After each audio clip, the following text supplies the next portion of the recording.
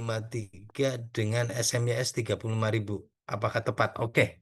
240 SMYS 35.000. Oke, close. Kita mulai kerjakan.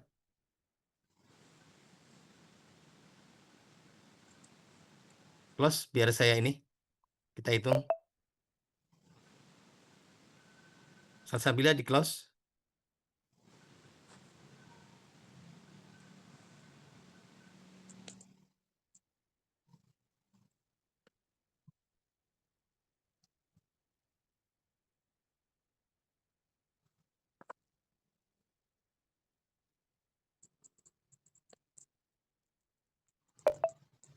Recording in progress. Oke, Pipe Data Pro ya. Kita buka. Softwarenya masih software sederhana ya. Oke. Perhatikan semuanya.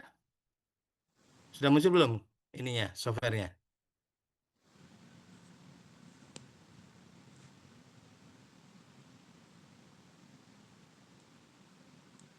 Aduh,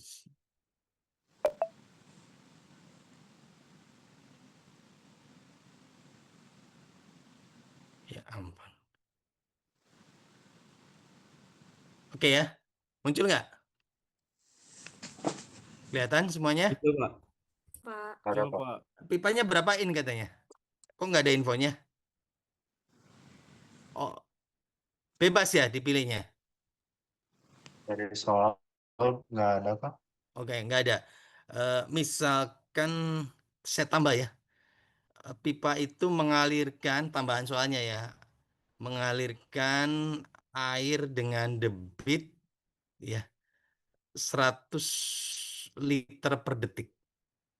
Gampang aja ya, biar gampang ya. 100 liter per detik. Oke, clear? 100 liter per detik. Oke, jadi pilihan pipanya adalah kita tinggal masuk ke yang huruf ini, pipe diameter kalkulator, dapat semuanya ya. Oke, water, carbon steel, floret tadi 100 liter per second, maka dia milih nominal bornya adalah 10 inch. Ya. Kenapa? Karena menurut ASME dia memiliki velocity yang paling optimum, yaitu 2,44. Ya. Optimum. Kenapa disebut optimum? Velocity terbaik di dalam pipa. Kenapa terbaik? Karena kalau velocity-nya maksimum di angka 4,5 meter per detik, maka si kecepatan fluida tadi akan rawan terhadap pengikisan pipa. Jadi pipanya tergesek karena saking cepatnya. Itu batasnya di 4,5. Selain erosi, dicatat nggak nih? Selain erosi juga potensi terjadi flashing. Flashing itu terbentuk gelembung uap yang dapat melubangi dinding pipa. Sehingga pipanya nanti menipis dan bocor. Gitu ya. Batas atas 4,5. Yang bilang bukan saya ya, itu standar namanya ada dibaca di tambahannya itu di ASME, ini kan ASME ya. API RP14E. Kalau yang 4,5 itu maksimum. Oke, API RP14E maksimumnya 4,5. Ya. Minimumnya adalah 0,9. 0,9 meter per second minimumnya. Ya. Kenapa? Kalau alir velocity-nya di bawah 0,9 meter per detik gitu ya, maka aliran bentuknya akan laminer, cembung. Jadi yang kencang di tengah, cembung gitu ya. Yang kencang di tengah. Jadi untuk ilustrasi kita gambarin aja kira-kira begini ya.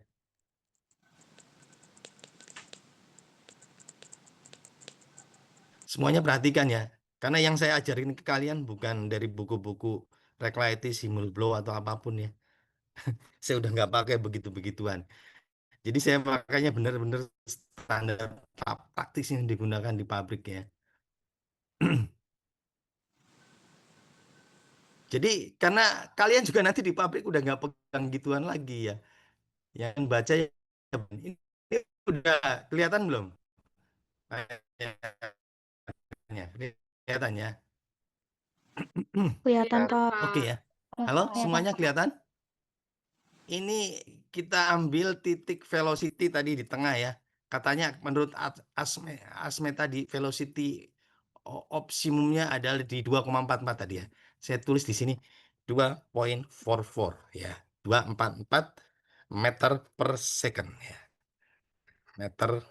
Meter per second. Nah, ini standar. Ini Asme tadi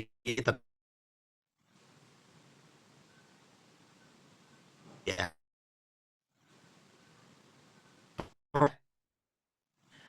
Tapi sebenarnya ada rujukan lain di API RP14E ya, bahwa kecepatan fluida cair, kita belum ngomong gas ya, beda lagi kalau gas ya.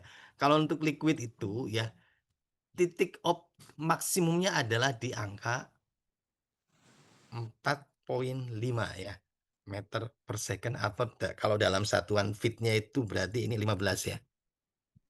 15 feet per second. Nah, ada maksimum velocity-nya ya di titik itu ya. Maksimum kita tandain dengan apa nih? Bintang merah ya di sini.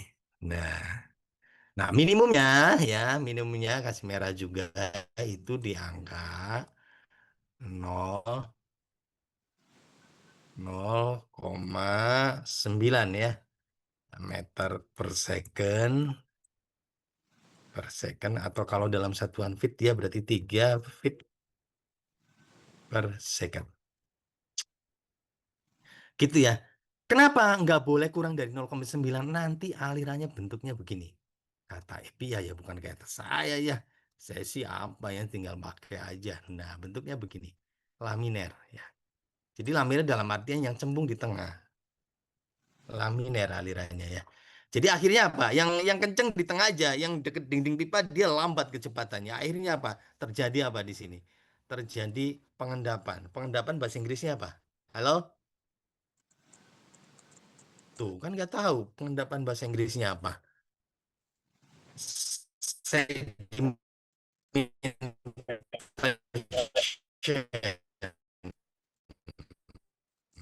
Nah, sedimen, abstrak ya. Scale aja lah ya. Scale gitu ya. Sedimen and scale problemnya nanti ya. Nah, harapannya adalah aliran turbulen. Turbulen tuh kira-kira begini nih. Ya. Jadi sama gini tuh. Jadi nggak ada yang ngendap, semuanya tersapu bersih ya. Sapu bersih setiap titik di dalam aliran perpipaan, semuanya tersapu. Nggak ada itu yang ngendap-ngendap. Hah? Tidak ada ya. Tapi jangan sampai juga melewati batas 4,5 karena ini akan terjadi erosion ya. Erosion bahasa Inggrisnya tuh apa? Pengikisan gitu ya. Erosi ya. Biar iya erosi gitu ya. Terus tapi flashingnya bahasa Inggris ya. Erosion. Nah, dan flashing. Ya. Nah, gitu ya. Gitu. Jadi flashing ini bahaya ya. Ya coba dipoto dulu ya. Ini kenang-kenangan tulisan dari ya, dari Pak Sarip nih ya. Lukisannya bagus ya. Iya, bagus sekali ya. Tidak ada di buku-bukunya. Udah belum di fotonya? Heeh. Apa itu fenomena flashing? Kita lihat bareng-bareng ya. Pak. Terima kasih. Oke, kita lihat ya. Eh, eh, Bagaimana flashing itu ya. Mm-mm. Kita lihat mana videonya ya. Wow. Apa itu flashing? Nah, ini waktu saya ketemu peserta. Ini udah belum? Belum, Videonya Pak. nongol? Belum?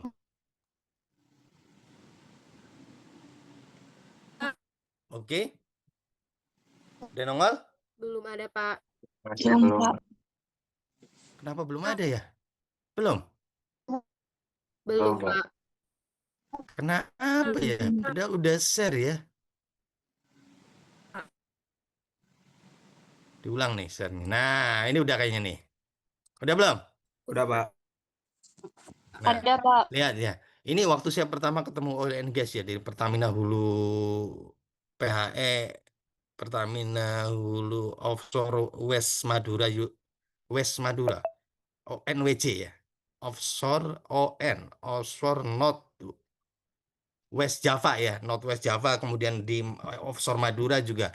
Begitu ketemu begini tuh dia aneh. Wah, kok bisa ya fenomenanya begitu? Yes. Jadi kalau kecepatannya terlalu tinggi, kemudian ketemu hambatan ya, hambatannya bisa elbow, belokan, bisa constriction dalam bentuk seperti ini ya. Ini artinya kan valve bisa ya. Oh, kalau pasang orifice pun bisa bentuknya begini. Pokoknya ada hambatan apapun.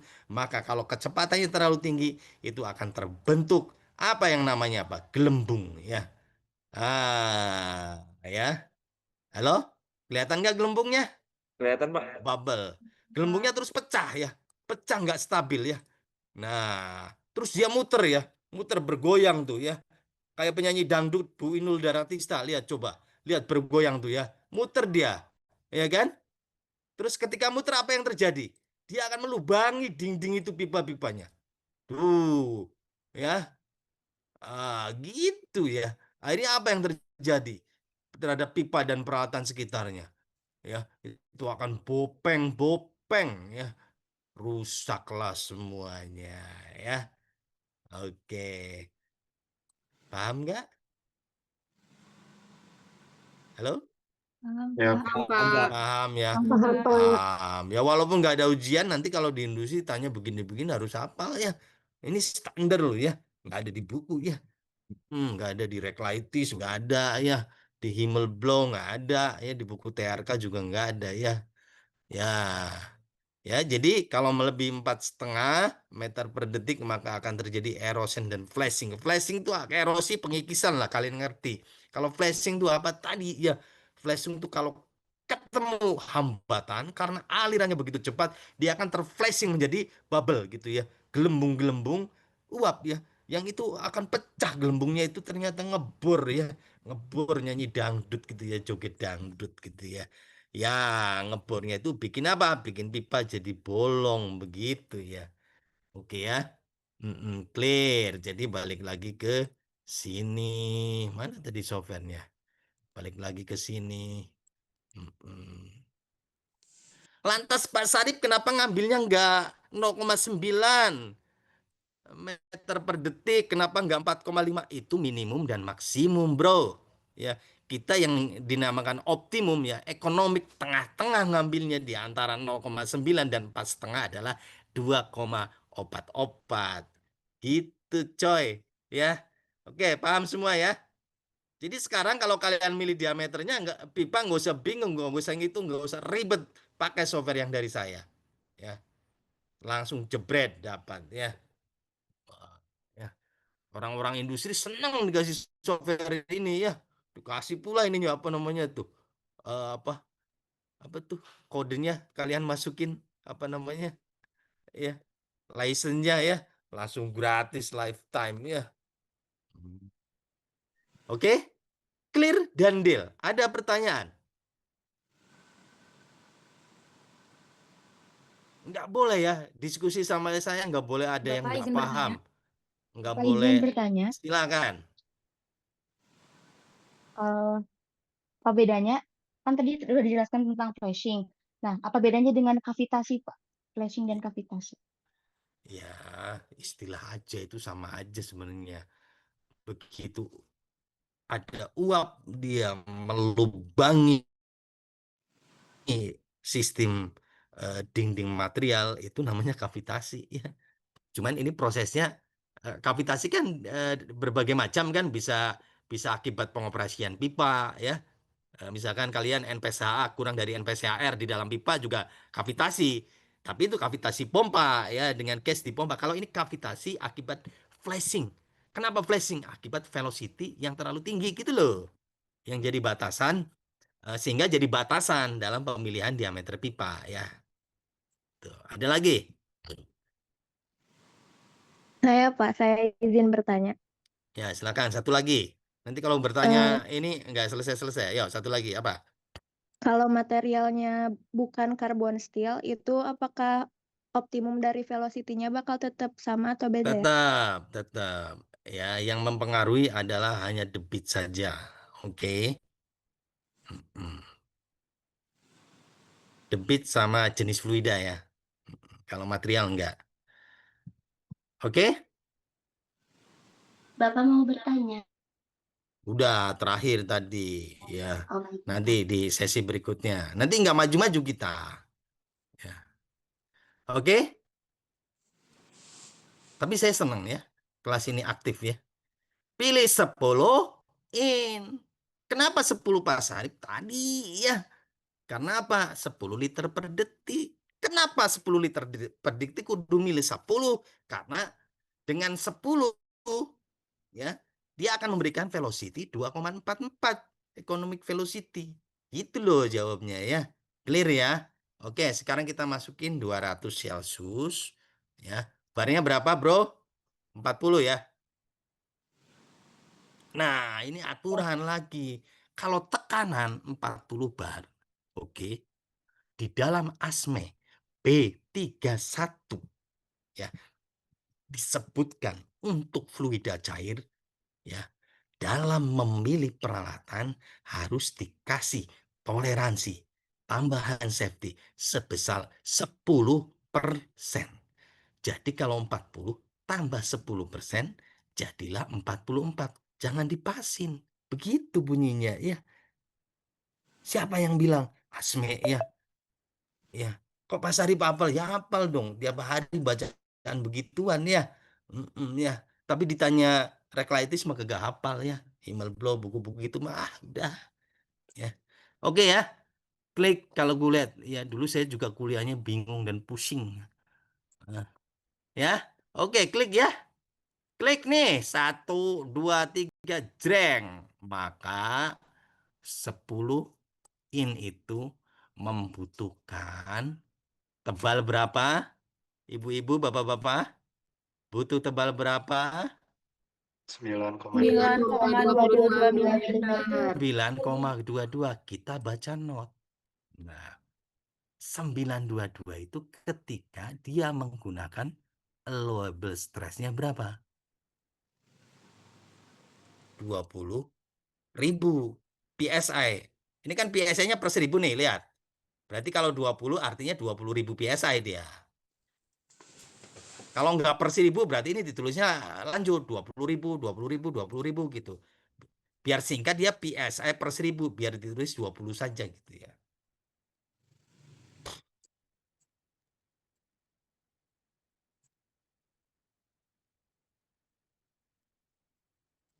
Oke, bro. Clear? Sekarang tapi kita kan nggak pakai 20.000 ya. Pakainya 30.000. Betul nggak? Halo? Jadi kita koreksi ya. 9,22 kita netralisir. Tadi kan dibagi 20.000 dia. Kita kali 20.000 biar netral dulu. Nah, baru dibagi 35.000. Gitu loh. Jadi 20.000 per 35.000 dikali 9,22. Berapa hasilnya? Kalian paham nggak ini? Halo? Paham, Pak. Yakin? Jangan Pak Sarip tuh ngomong 35, 20 apa nanti kalian nggak ngerti gitu loh. Yang nggak ngerti bilang ya. Coba kita netralkan dulu 9,22 ini dengan mengkalikan 20.000 karena di rumus tadi dibagi 20.000. Ya.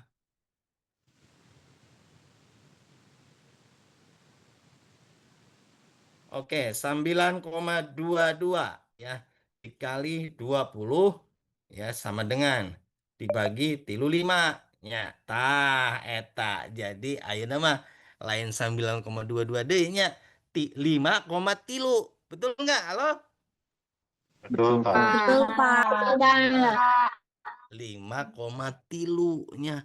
Nah, Pak Sarip teh 9,2 jadi 5,3. Beda nah, yield strength-nya beda. Ya, yield strength itu apa? Menunjukkan kelas material.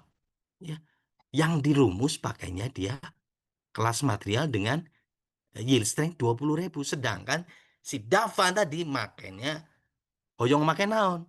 Ya, ASTM A53 ya yang mempunyai yield strength sebesar 35.000. Jadi kita koreksi gitu loh.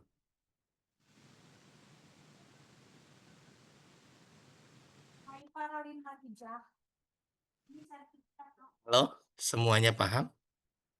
Saya tanya nih, kalau kalau kuliah sama saya tuh nggak boleh yang nggak ada yang nggak paham ya. Harus paham. Karena ini jelas banget.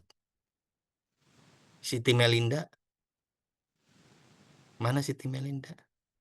Hadir, Pak. Paham nggak Siti Melinda? Paham, Pak.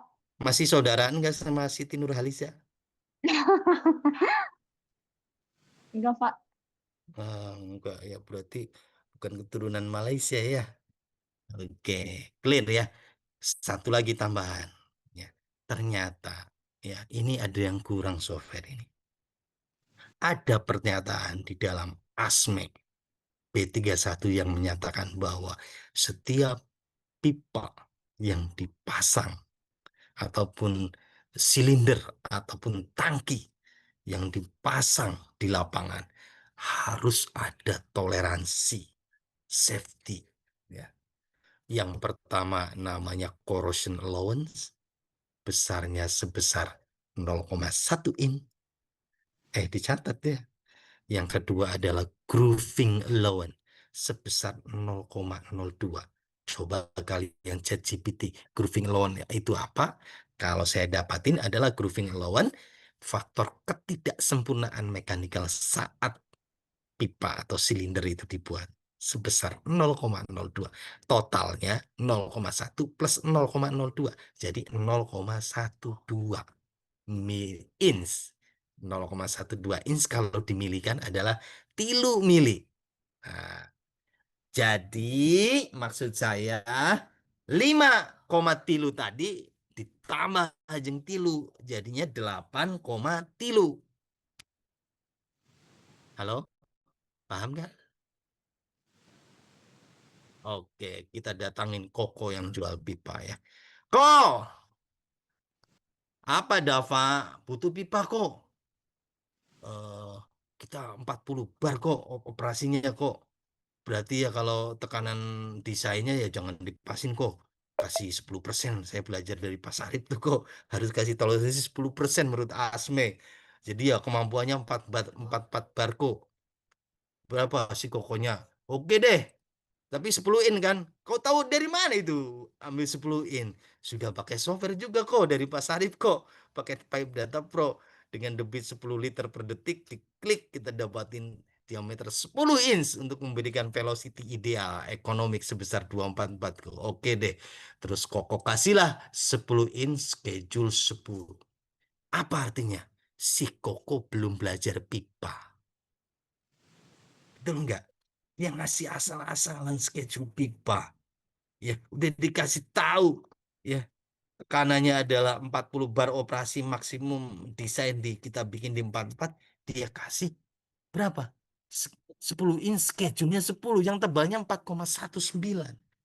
Sedangkan kita butuh berapa? 5,3 plus 3. 8,3. Tuh.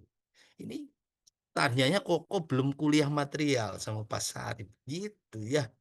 Oke, jadi bener nggak kalau kita ambil schedule 10? Halo? Tidak, Pak. Tidak, Pak. Tidak, bener ya. Serius nih, berarti kalian paham nih. Ya. Azaria, mana Azaria nih? Azaria? Nggak ada nih Azaria, dicatat ya asisten. Saya panggil 3 kali nggak ada.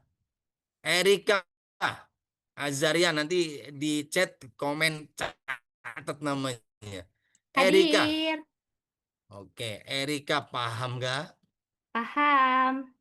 Paham. Berarti si Koko penjual pipa nih salah apa bener ngasih schedule 10 teh? Erika?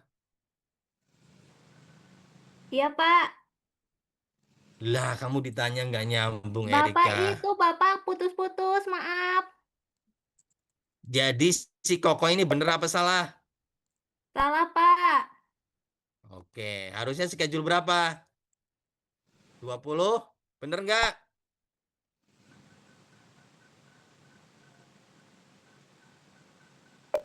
Aduh, Erika bingung lagi. Vania deh ganti. Mana Vania? Gimana kalau schedule 20? Masuk gak? Salah, Pak. Salah lagi. Kayak gitu dong yang tegas. Iya. Keiza. Schedule 30 Keiza. Masuk nggak? Keiza nggak ada, catat asisten. Widya. Yang saya bilang catat ya. Widya. Iya, Pak.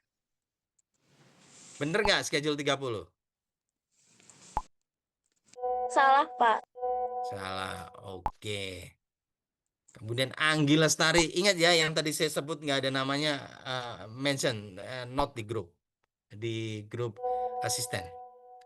Oke. Schedule 40? Ya, Pak. Masuk nggak Schedule Anggi? 40 masih bisa, Bapak. Bisa. Masuk. Masukin nih barang. Gitu loh. Kalian kuliah sama saya tuh harus aktif. Nonton, lihat. Ya. Ya. Oke ya. Masuk ya ini barang. Jadi kita bikin kesimpulan di sini ya. Mana di Excel? Kita pakai awalnya adalah pipa Dava ini. Berapa? 10 inch ya. 10 inch. Ini SCH-nya 40 ya. Tebal berapa? Tadi berapa tebalnya? 8,33 Pak. Bukan, tebal realnya 9,22 Pak. 9,28 satuan mili ya. 27, oi. Gue memang bisa diganti.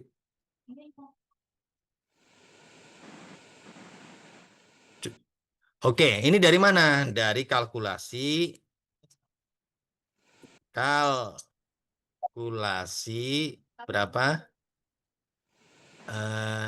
ya, 3 plus 3 ya.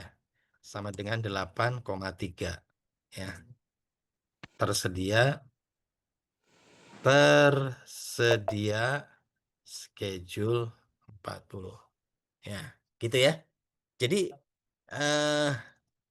memang 8,3, tapi kan nggak bisa kita milih pipa 8,3 enak aja. Toko nggak menjual setiap ketebalan pipa, dia rentang, makanya ada schedule. Tapi yang mengcover adalah schedule 40 dengan tebal 9,27.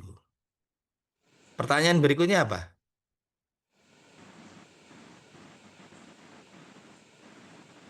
Halo, pertanyaan berikutnya apa? Yang dicari apa? Faiha. Coba Faiha mana? Faiha nggak ada. Apa yang dicari Faiha? Kalau yang dicari bentar. Yang soalnya dulu. Material yang sesuai. Oh, material yang sesuai. Oke. Sekarang perhitungan stres.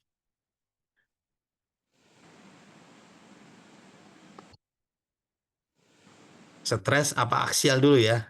Aksial. Stres yang signifikan adalah stres aksial arah memanjang dan tangensial ya.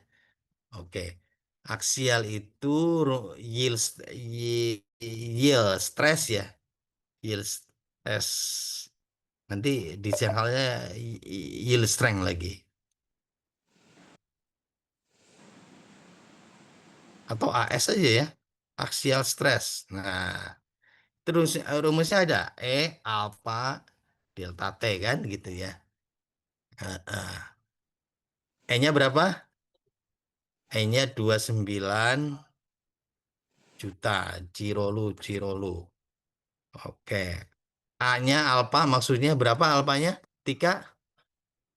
Ada nggak Tika? Ada Nggak Bapak, ada. ada Bapak, Berapa? 6,5 kali 6,5 10 pangkat min 6. minus 6. Kalau kalian kalikan, saya sih udah hafal. Ini 188,5 alpha ini. Ya, coba, nggak percaya Maya. Ya. Sama dengan ini dikali ini 188,5. Kok beda nih? Oh, 66 ini, 65 harusnya. Salah ketik. Ini kayaknya dibulatin ya. Coba ini numbernya biasa aja. Format cell, number,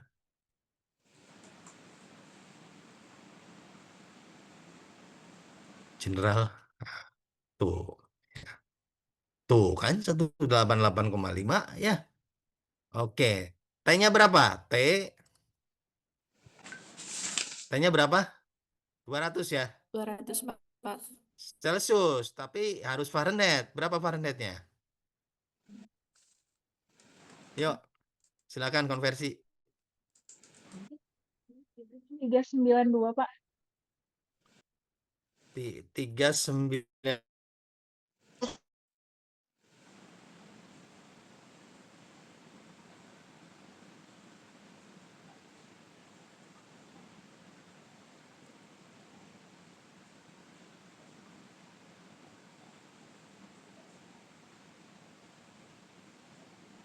Itu. Jadi aksial stresnya sama dengan, langsung aja ya 188,5 ini E alpha dikalikan delta T-nya buka kurung ini dikurangi ini. Oke. 57.000. Oke, sekarang 90%-nya ya, kan safety. 90% dari AS itu sama dengan ya 0,9 dikali ini. Jadi maksimum stres yang diizinkannya ini 51.000, bukan 57.000. Ya. Karena di batas hanya boleh maksimum 90% saja. Oke. Dari sini udah kelihatan ya pilihan Dava salah. Kenapa? Karena dia punya apa? ASTM ya, saya catat di sini datanya. ASTM A53 itu yield stress allowable stress atau yield strength-nya gitu ya, kekuatannya di 35.000 ya. Stres yang terjadi 51.000, kemampuan cuma 35.000. Nah, ini akan terjadi area plastis dan fracture ini kalau dipaksain. Oke, itu baru satu ya. Kemudian kita kan punya apa? Stres yang melingkar namanya apa? Halo? Hub stress Pak. Hope stress.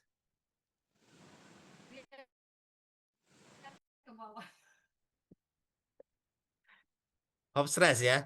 Oke. Hope stress apa rumusnya?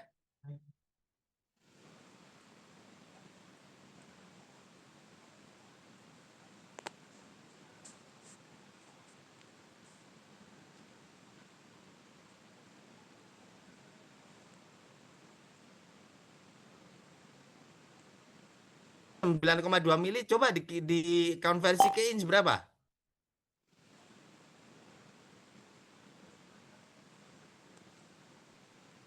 Berapa ini?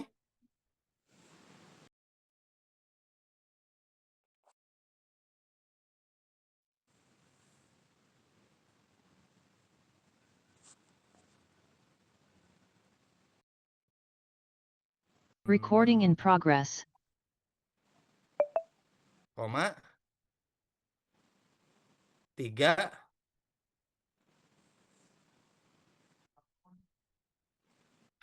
Sebentar kita lihat ya kalau inch unit dia di 0,365 ya. Tili O65 0,365 inch. Oke. Sekarang T-nya sama dengan langsung ngacu ke sono. Oke, P internalnya adalah 40 bar ya kan? Tapi harus PSI itu. Jadi sama dengan ini dikali 14,7 ya. Hmm. Kemudian ini PSI ya. Kemudian P eksternalnya sama dengan 1, ya itu setara dengan 14,7 ya. PSI. Jadi diameternya langsung ya di sini D sama dengan berapa tadi? Ini ya 10 inch kan ya. Kok sini ya. Sini sama dengan ini ya. Jadi HS-nya sama dengan DP dalam kurung ya ini dikurangi nu iya-nya. Tah dikalikan mana di DP dikali diameter. Tah iya-nya dibagi ada duanya ya? 2 kali tebal atau tebal aja? Rumusnya 2 kali tebal, Pak. 2 kali tebal ya berarti kurang 2 kali tebal. Tah ya. Tuh ya ini salah berarti kita. Oke. Hop stressnya 7.800 ya.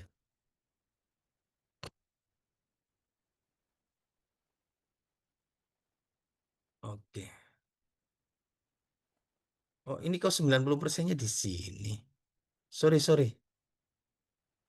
Bukan di sini maksudnya ini tadi. Aduh, jadi errornya. Ini YS ini maksimum 35.000 itu maksimum ya sama dengan 0,9 dikali 35.000 ya. Nah, jadi 35.000 itu maksimum 31.000 aja bebannya. Ini nggak usah berarti. Bebannya 57 gitu ya. Aduh ya, ini salah penjelasannya. Ini kuning ketemu kuning. Ini maksudnya ada sinergi ya. Maksimum ya. Yield strength-nya adalah yield stress-nya adalah 31.000, 90% dari maksimumnya ya 35.000. Stress real yang terjadi adalah 57.000. Kok stress real tiba-tiba dibikin 90% ya? Jangan, bukan itu maksudnya ini ya. Sama juga ini ya. Nah, kalau ini maksimum 20%-nya. Tuh. Sama dengan berapa nih? Ini dikali 0,2 ya. Ya.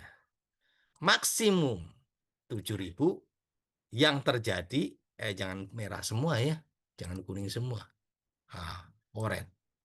Ini di oranye. Nah, oke, saya ulangi ya. Yield stress, axial stress, maksimum 31.000. Kenapa nggak 35 itu kemampuan maksimumnya? Jadi dibatasi 90% aja yang boleh terjadi, yaitu 31.500.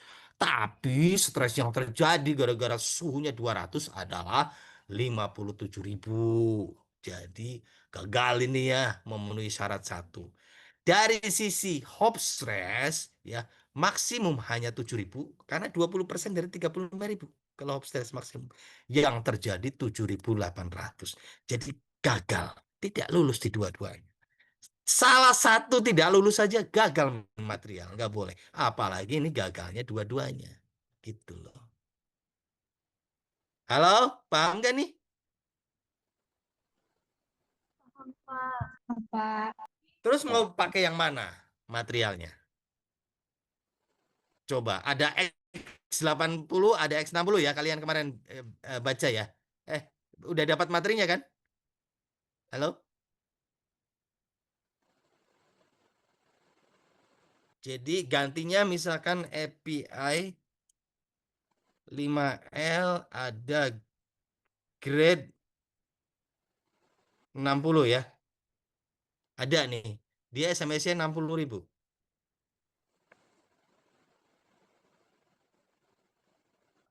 Saya akan tanya ke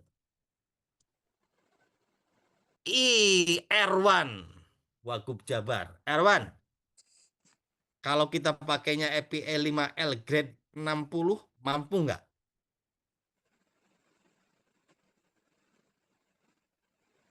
Erwan tidak ada, catat asisten. Sekarang Tia.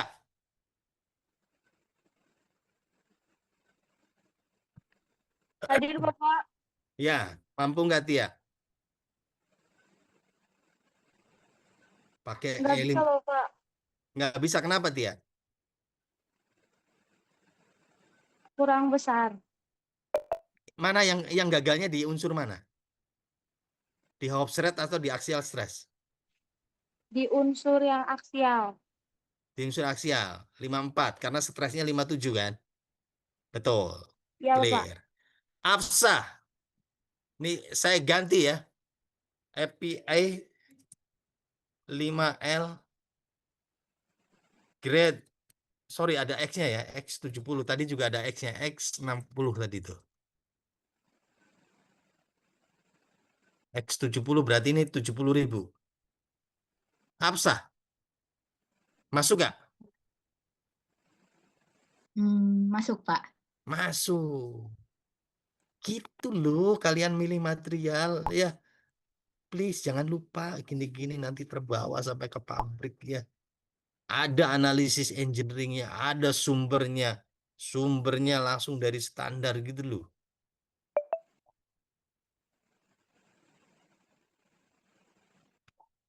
Oke, paham gak nih yang lain?